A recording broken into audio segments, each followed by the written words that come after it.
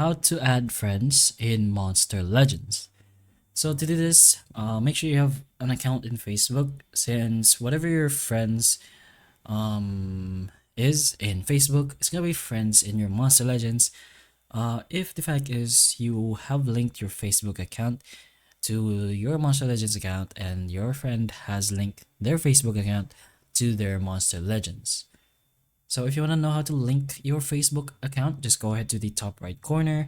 Then you'll be able to see the account linking. Just go ahead to the Facebook one where it says disconnected, assuming that you haven't linked an account yet.